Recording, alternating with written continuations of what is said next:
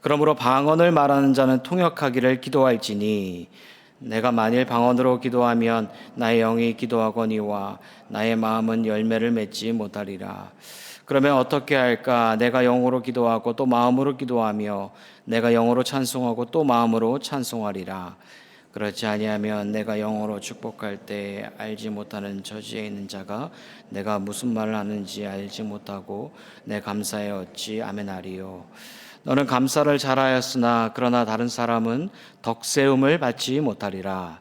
내가 너희 모든 사람보다 방언을 더 말함으로 하나님께 감사하노라.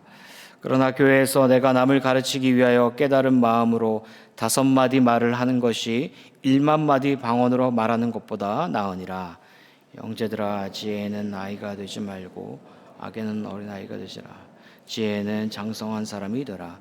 율법에 기록된 바 주께서 이르시되 내가 다른 방언을 말하는 자와 다른 입술로 이 백성에게 말할지라도 그들이 여전히 듣지 아니하리라 하였으니 그러므로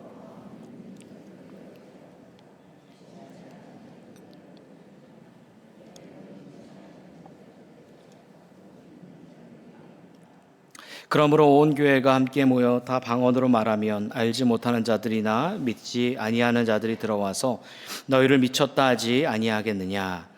그러나 다 예언을 하면 믿지 아니하는 자들이나 알지 못하는 자들이 들어와서 모든 사람에게 책망을 들으며 모든 사람에게 판단을 받고. 함께 읽겠습니다.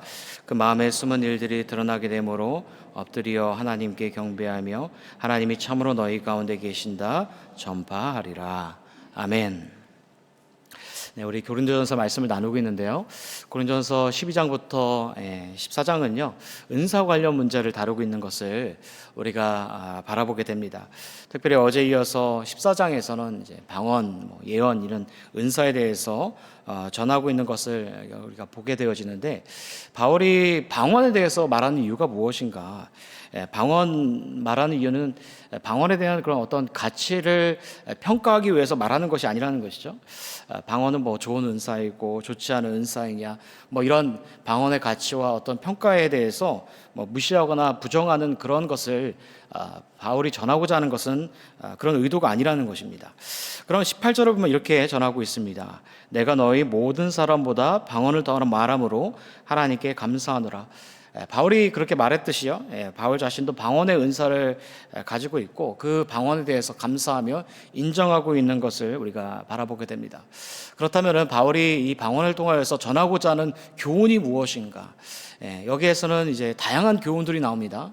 여러 가지 교훈들이 나오는데 그 방언에 대해서 전하고자 하는 교훈을 오늘 이해하지 한 2가지 정도만 알아보게 되면은 첫 번째는 은사의 목적은 무엇인가라는 것을 보여주고 있다라는 것이죠.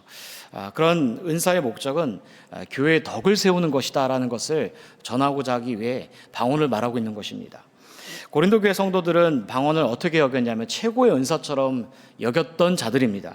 예배 시간마다 방언으로 기도하고 심지어 방언으로 어떻게 여겨지게 되어졌냐면 자신의 영성이 특출난 사람으로 여겼다라는 것이죠. 그러니까 방언하게 되면 저 사람은 영성이 탁월한 사람이야 라고 이렇게 사람을 평가하게 됐고 여겼던 것이 그런 방언에 당시에 가지고 있었던 교회에서의 방언의 모습이었다라는 것입니다. 그런데 문제가 생기게 되어집니다. 방언을 하지 못한 사람은 영적인 사람이 아니라는 것이죠. 방언을 하지 못하는 사람은 영성이 부족한 사람이고 하대하기에 시작하게 여겨졌다라는 것입니다. 그래서 그 결과로 이게 교회 안에서는 어떠한 이제 문제점이 생기게 되어지냐면 무질서가 생기게 되어지고 혼란스럽게 되어지고 성도들과의 함께 모임으로 말미암아 이제 파가 나뉘어지고 갈라지고 되어지고 서로 덕이 되지 않는 교회에 모여서 예배 드릴 때 덕이 되어야 되는데 덕이 되지 않는 불편한 그런 관계, 그런 혼잡한 무질서의 모습이 바로 이 고린도 교회의 방언을 통하여서 드러나게 되었다라는 것입니다. 그래서 바울은 이어서 17절에 이렇게 말합니다. 너는 감사를 잘하였으나 그러나 다른 사람은 덕세움을 받지 못하리라. 다른 사람이 어떻게 되어진다고 말하냐면 덕세움을 받지 못한다. 덕이 되지 않는다. 아무런 유익도 다른 사람이 끼치지 못한다라는 것을 바울이 전하고 있는 것을 보게 됩니다. 결국 바울이 전하는 것은 방언은 은사인데 그 은사가 주어지면 교회의 덕을 세우기 위해서 사용되어져야 된다라는 것을 이 바울이 전하고 있는 교훈이다라는 것입니다. 19절에 이어서 이렇게 말합니다. 그러나 교회에서 내가 남을 가르치기 위하여 깨달은 마음으로 5마디 말을 하는 것이 1만 마디 방언으로 말하는 것보다 나으니라. 바울은 방언은 은사인데 그 방언이 교회에서 올바로 사용되어지기 위해서는 이제 누군가에게 덕을 끼치고 교회를 온전한 세우는 그런 도구로 사용되어야 될 것을 전하고 있다라는 것입니다.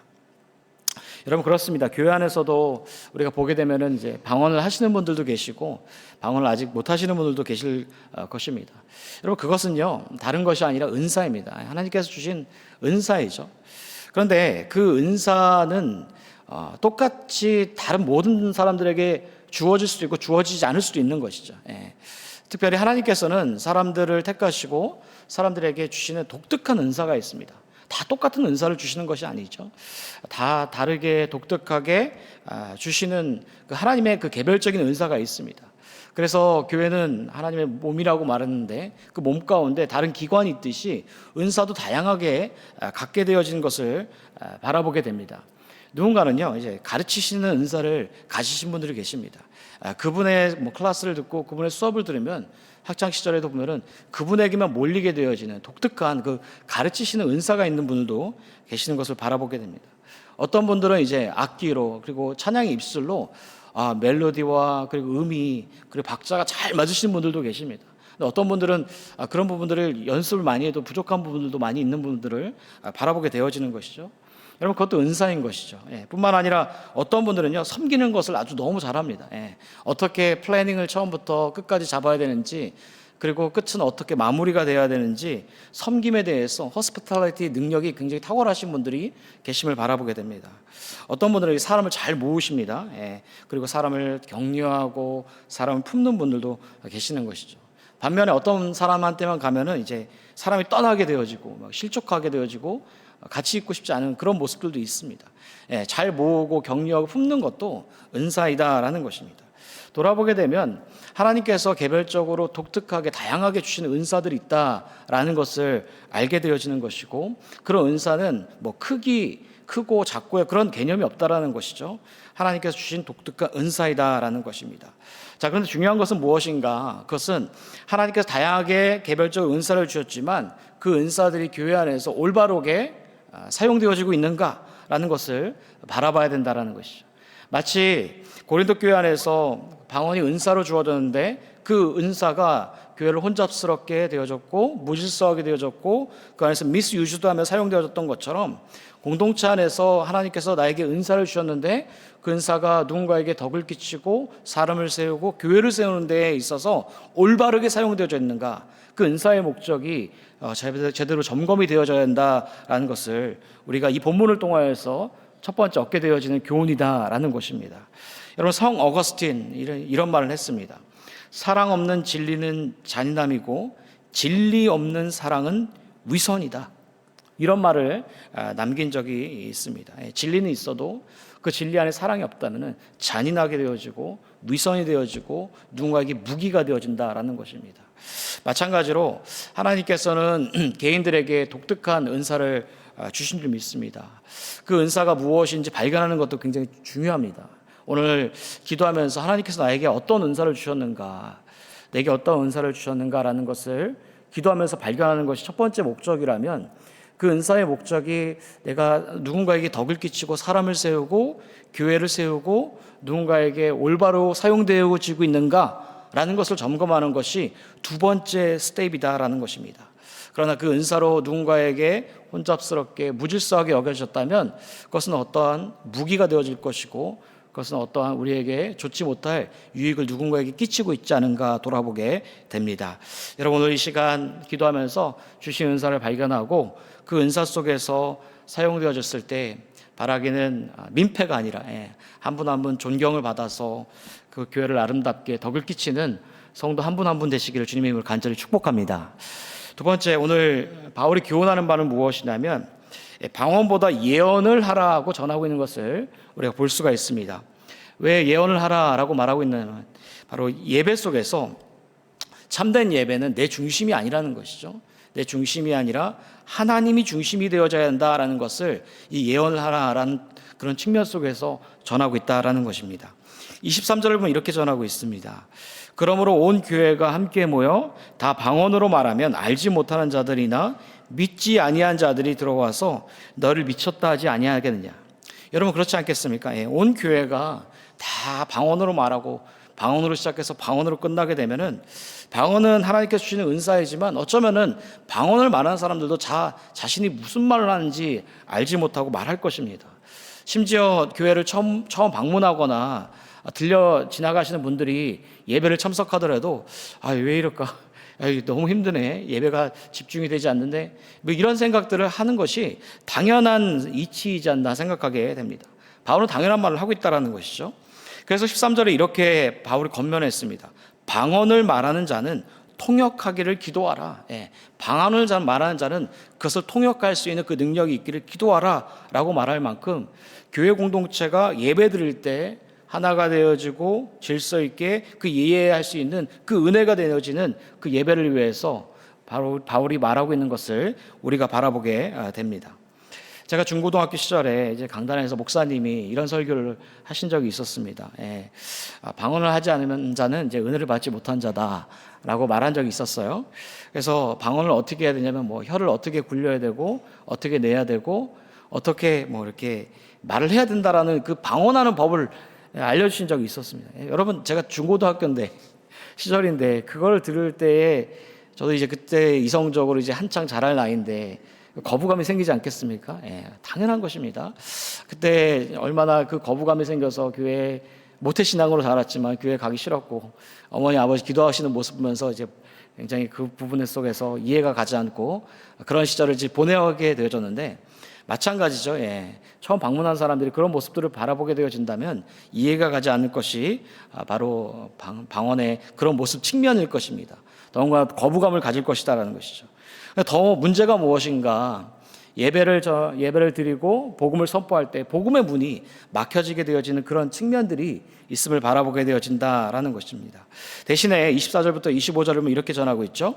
그러나 다 예언을 하면 믿지 아니한 자들이나 알지 못하는 자들이 들어와서 모든 사람에게 책망을 드리며 모든 사람에게 판단을 받고 그 마음에 숨은 일들이 드러나게 되므로 엎드려 하나님께 경배하며 하나님이 참으로 너희 가운데 계신다 전파하리라. 예언을 하면 어떻게 된다라고 말하냐면, 사람들의 숨은 마음이 드러나고 죄를 깨닫게 되고 결국 하나님께 경배하게 된다. 이 예언은 어떤 예언이냐면, 하나님의 말씀, 그 말씀이 온전하게 선포되어질 수 있도록, 알아듣는 말씀이 선포되어질 수 있도록 선포하라라고 전하는 것이죠. 그럴 때 하나님께서 경배를 받으시고 하나가 되어지고 질서가 있고 하나님의 임재가 충만하게 되어진다라는 것을 바울이 전하고 있는 것입니다. 결국 고린도 교회가 놓치고 있었던 것은 무엇인가? 그것은 다른 것이 아니라 예배의 중심에는 하나님이 아니라 자기 자신들이었다는 것이죠. 자신의 얼마나 신령한 은사를 가졌는지, 내가 얼마나 대단한 영적 체험을 했는지 남에게 증명하고 보여주고 싶었던 모습으로 말미암아 그 속에서 혼잡하고 무질서한 예배의 모습들, 그것이 바로 보여주는 두 번째 측면이었다라는 것입니다. 그러나 그 예배 속에서 나의 중심이 아니라 하나님이 중심이 되어진 예배, 그 하나님이 중심이 되어진 예배가 되어졌을 때 모두가 하나가 되어지고 하나님이 경배를 받게 되어지고 은혜를 누리게 되어진다라는 것을 전하고 있는 것입니다. 여러분, 마찬가지입니다. 오늘날 이 사회를 살아가면서 오늘도 우리가 예배를 접하는 그런 횟수는요, 그 어느 시대 때보다 정말 수없는 많은 예배를 접할 수가 있습니다. 다양한 교회에서 예배를 드리기도 하고, 스마트폰만 열리게 되어지면은 예배 영상을 접할 수 있는 굉장히 그런 예배가 쉽게 소비되어지는 그런 시대 가운데 살아가고 있습니다. 그런데 그런 예배의 중심에 있어서 내가 중심이 되어질 것인가? 고린도 교회 안에서도 방언이 자신의 중심이 되어졌던 것처럼 예배를 수없이 많이 드려지게 되어지지만, 그러나 이 예배가 내 스타일인가? 내 은혜가 받았는가? 내가 만족스러운가? 내 예배인가? 나의 중심적으로 맞춰지게 되어진다면 그런 하나님이 받으시는 예배가 아니라 하나님의 중심이 되어진 예배가 아니라 내 중심이 되어진 예배요 내 예배가 되어진다라는 것입니다. 때문에 오늘도 기도하기 위해서 이 아침에 모여서 예배드리며 기도하며 나아갈 때 이 예배가 내 중심이 아니라 하나님께서 받으시는 예배인가 하나님의 중심이 예배인가 라는 것을 살피며 드려지게 될 때 온 교회가 하나가 되어지고 말씀을 통하여서 나에게 주시는 그 말씀을 통하여서 돌아보게끔 하고 회개하게 되어지고 오늘도 살아가는 그 능력을 얻게 되어진 줄 믿습니다. 더욱이 이 예배가 오늘 드려지는 이 성전에서만 끝나는 것이 아니라 일상의 삶으로 예배 가운데 나아가서 그곳에서 내 중심이 아니라 하나님이 중심이 되어지는 예배가 드려졌을 때 그때 바울이 말한 것처럼 하나님이 참으로 너희 가운데 계시도다. 이것이 선포대가 되어질 줄 믿습니다. 그런 예배가 저와 여러분 가운데 회복되어지고 누려지는 은혜가 있기를 간절히 소망합니다. 기도하시겠습니다.